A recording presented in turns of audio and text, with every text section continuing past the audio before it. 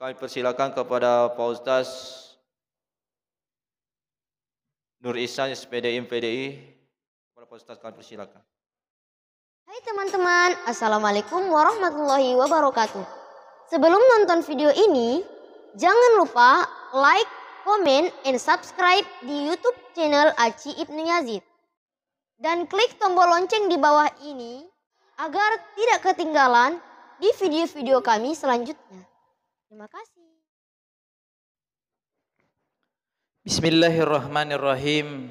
Assalamualaikum warahmatullahi wabarakatuh.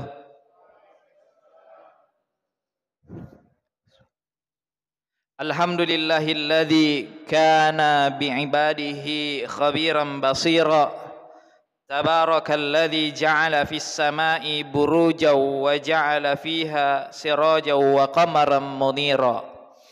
Ashhadu an la ilaha illallah wa ashhadu anna Muhammadan abduhu wa rasuluh alladzi ba'atha bil haqqi basyiran wa nazira. Allahumma salli wa sallim ala Muhammad wa ala alihi wa ashabihi wa mawwala. Hadirin kaum muslimin dan muslimat sidang jemaah tarawih yang sama-sama dirahmati dan dimuliakan oleh Allah Subhanahu wa taala. Pertama-tama yang paling utama dan paling diutamakan, marilah kita memanjatkan puja dan puji syukur atas kehadirat Allah Subhanahu wa taala yang senantiasa memberikan kita limpahan rahmatnya, sehingga pada malam ke-27 Ramadan ini kita masih bisa melaksanakan salat Isya secara berjamaah, kemudian sebentar dilanjutkan dengan salat tarawih dan witir secara berjamaah pula, dan kemudian salawat serta salam semoga tercurahkan kepada baginda Muhammad sallallahu alaihi wasallam, karena beliaulah yang senantiasa memperjuangkan agama Islam ini sehingga kita bisa melihat secara terang benderang agama Islam ini. Hadirin kaum muslimin dan muslimat sidang jemaah tarawih yang sama-sama dirahmati dan dimuliakan oleh Allah Subhanahu wa taala. Malam ke-27 Ramadan ini lagi dan lagi saya katakan bahwa semakin berkurangnya orang salat tarawih disebabkan karena keimanan mereka itu menurun. Tadi MC mengatakan mungkin sibuk bikin kue, mungkin sibuk membeli baju lebaran, dan mungkin sibuk menantikan THR di rumah masing-masing. Tapi apa boleh buat Bapak Ibu sekalian, yang namanya iman seseorang itu relatif. Kadang bertambah dan kadang berkurang. Yazidu bitta'a wa yanqus bil ma'siyah. Bertambah dengan ketaatan dan berkurang dengan kemaksiatan. Jadi orang-orang yang berada sekarang di Masjid Babus Salam yang senantiasa menunaikan ibadah salat Isya, maka itu adalah orang-orang yang terpilih, orang-orang yang memiliki nilai iman yang tinggi dibandingkan orang-orang yang di luar sana tidak menjalankan perintah Allah Subhanahu wa taala. Sebagaimana kita ketahui bahwa kalau kita banyak belajar tentang ibadah dan meningkatkan kualitas iman kita dengan yang namanya menjalankan perintah Allah Subhanahu wa taala dan menjauhi segala apa yang dilarangnya, maka kita termasuk golongan orang-orang yang beriman. Tetapi sebaliknya, kalau kita gemar melakukan berbagai bentuk kemaksiatan, salat jalan tapi lebih banyak maksiatnya, maka yakinlah derajat keimanan seseorang mengalami penurunan, bahkan tidak tersisa sama sekali. Izinkanlah saya membahas tentang ciri-ciri orang yang beriman. Ciri-ciri orang yang beriman yang pertama seperti yang disebutkan di dalam Al-Quran surah Al-Mu'minun ayat 1 sampai 11. Alladzina hum fi salatihim khashi'un, yaitu adalah orang-orang yang khusyuk di dalam salatnya. Qatadah berkata di dalam tafsirnya, khusyuk itu letaknya di hati.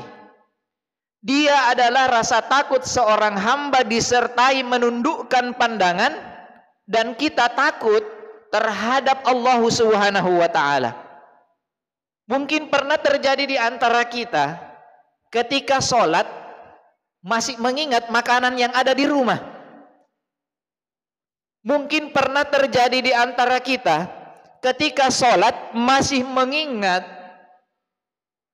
apa-apa yang berada di kantor kita. Mungkin tadi contohnya kita buka es teler, kemudian buka dengan jalan kote, buka dengan pisang hijau. Ketika sholat isya, aduh, tadi pisang hijauku di mana aku simpan? Mungkin pernah terjadi Bapak Ibu sekalian. Saya pun demikian.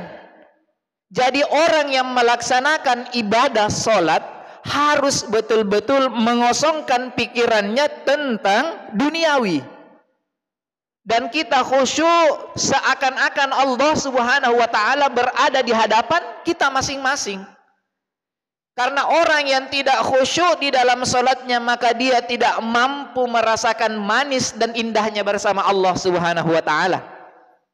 Tetapi sebaliknya, jika orang tersebut khusyuk di dalam sholatnya, maka dia dengan mudah menjadikan ibadah sholatnya sebagai sebuah sarana hiburan yang sangat efektif dalam menolong dirinya dari berbagai masalah. Dia tahu bahwa sholat dapat menjadi perantara antara dirinya dengan Allah Subhanahu wa taala untuk meraih pertolongannya. Kita lihat di dalam Al-Qur'an. Surah Al-Baqarah ayat 45. Wasta'inu bis-sabri was-shalah wa innaha lakabiratun illa 'alal khashiin. Dan mintalah pertolongan hanya kepada Allah Subhanahu wa taala dengan sabar dan mengerjakan salat. Sesungguhnya yang demikian itu sungguhlah berat kecuali bagi orang-orang yang khusyuk. Jadi kalau kita mau khusyuk Bapak Ibu sekalian, tinggalkanlah aktivitas mengingat-ingat aktivitas duniawi kita, mengingat makanan urusan belakang. Intinya kita senantiasa beribadah kepada Allah Subhanahu wa taala dengan khusyuk. Khusyuk dengan tenang. Biasa ada orang mau sholat, colek-colek dulu temannya. Pernah terjadi saya itu di pesantren, temanku ini jahil. Kalau kita mau sholat, dia pukul dulu pundak kita. Kemudian dia colek-colek kaki kita. Ini adalah orang-orang yang senantiasa mengganggu di dalam aktivitas ibadah sholat kita, sehingga kita ini tidak khusyuk di dalam sholat. Pasti kalau ada orang mau diganggu, mau juga diganggu orang yang mengganggu kita. Jadi hati-hati Bapak Ibu sekalian ketika kita melaksanakan ibadah sholat. Kemudian ciri-ciri orang yang beriman adalah orang-orang yang menjauhkan diri dari segala perbuatan dan perkataan yang tidak berguna. Perkataan yang tidak berguna di sini yang saya maksudkan adalah seperti halnya dengan nyanyian. Nyanyian mungkin sering menyanyi di kamar mandi, ya toh, Bapak Ibu sekalian. Begadang jangan begadang. Oh, begadang di dalam kamar mandi. Biasanya menyanyi-menyanyi. Inilah yang dimaksudkan perkataan yang tidak berguna. Beda dengan menyanyi menggunakan rebana dalam hal ini, nasyid. Itu tidak dilarang, tapi hal-hal yang dilarang oleh agama itu menggunakan biasanya apa ya? Alat musiknya seperti gendang dan lain-lain sebagainya. Kemudian perbuatan yang tidak berguna yang saya maksudkan di sini seperti halnya dengan berbuat syirik. Orangnya dinamakan musyrik. Mereka lebih mementingkan menyembah berhala-berhala. Mereka lebih mementingkan menyembah patung-patung, pepohonan dan lain-lain sebagainya dibandingkan menyembah Allah Subhanahu wa taala. Mereka tidak memikirkan bahwa yang menciptakan manusia adalah Allah Subhanahu wa taala. Wa ma khalaqtul jinna wal insa illa liya'budun. Tidak akan kuciptakan jin dan manusia kecuali hanya untuk menyembahku. Paling mirisnya lagi sekarang Bapak Ibu sekalian, banyak saudara-saudara kita yang pergi ke dukun-dukun untuk meminta kekayaan. Coba kita lihat di televisi, Facebook dan lain-lain sebagainya. Bahkan coba kita bayangkan kenapa dukun itu kaya di luar kemudian kasih kaya orang lain. Coba lihat dukun-dukun begitu-begitu terus itu rumahnya. Kenapa bukan dulu dia yang kasih kaya dirinya kemudian kasih kaya orang lain? Inilah manusia yang terlena oleh kemewahan dunia. Mau kaya tapi tidak mau bekerja. Elo ande teh aeco. Bahasanya begitu tuh orang Bugis bilang. Mau makan tapi tidak mau bekerja. Jadi susah Bapak Ibu sekalian. Jadi intinya saya katakan seperti ini karena ini termasuk ciri-ciri orang yang beriman. Kalau kita ingin dibantu oleh orang lain dan mendapatkan nilai ibadah di sisi Allah Subhanahu wa taala, maka hendaklah kita beribadah kepada Allah Subhanahu wa taala semata dan jangan menyekutukannya. Dan adapun ciri-ciri orang yang beriman yang ketiga adalah orang-orang yang senantiasa membayar zakat. Besok insya Allah UPZ dari setiap masjid yang berada di Kabupaten Nabire semua sudah menyetor hasil dari masjid masing-masing untuk diserahkan kepada Badan Amil Zakat Nasional ke Islamic Center Masjid Agung Al-Falah. Artinya apa Bapak Ibu sekalian? Cepat-cepat bayar zakat tak? Jangan sampai nanti sudah dibayarkan, sudah diserahkan semua zakat fitrah maupun zakat mal, baru kita datang untuk membayar. Karena zakat fitrah itu haram untuk ditunaikan kalau sudah dilaksanakan Idul Fitri. Jadi paling lama memang 3 hari sebelum Idul Fitri kita bayar cepat. Karena bukan sendiri yang diatur.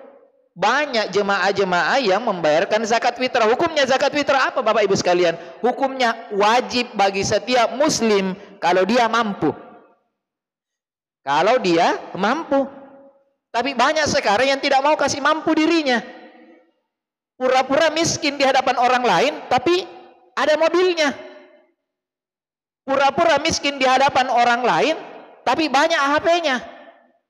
Inilah menjadi perbincangan kemarin di Basnas bahwa ada beberapa golongan atau dalam hal ini kaum duafa, orang-orang yang lemah. Dalam hal ini adalah fakir miskin dan yatim piatu. Jangki juga Pak Ustadz, saya miskin Kak, kasihan. Kenapa tidak dapat Kak zakat?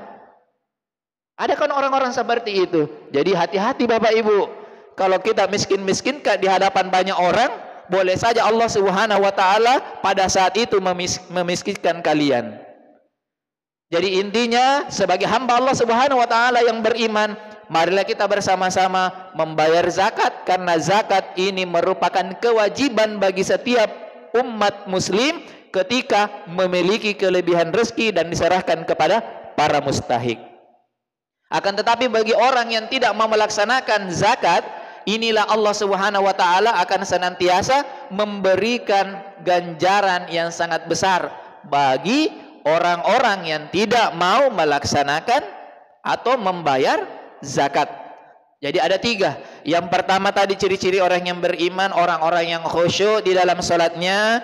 Jadi khusyuk memang tanamkan dalam diri kita, hati kita tenang. Jangan kita terlena oleh kemewahan dunia. Hilangkan dulu itu tadi pisang hijau, hilangkan dulu itu es teler, hilangkan dulu suami tadi mau minta apa, oh, kasih hilang dulu ibu. Jangan dulu pikir suami tak di rumah baru dipikir, tidak hilang itu kalau di masjid. Kemudian yang kedua, ciri-ciri orang yang beriman adalah orang-orang yang senantiasa menjaga perbuatan dan perkataan yang tidak berguna. Dan adapun yang terakhir adalah orang-orang yang senantiasa membayar zakat, dan ini adalah orang-orang yang mampu. Demikianlah apa yang saya sampaikan pada kesempatan kali ini. Kurang dan lebihnya mohon dimaafkan. Mudah-mudahan kita dapat aplikasikan dalam kehidupan sehari-hari. Hadanallahu wa iyyakum ajma'in. Wassalamualaikum warahmatullahi wabarakatuh.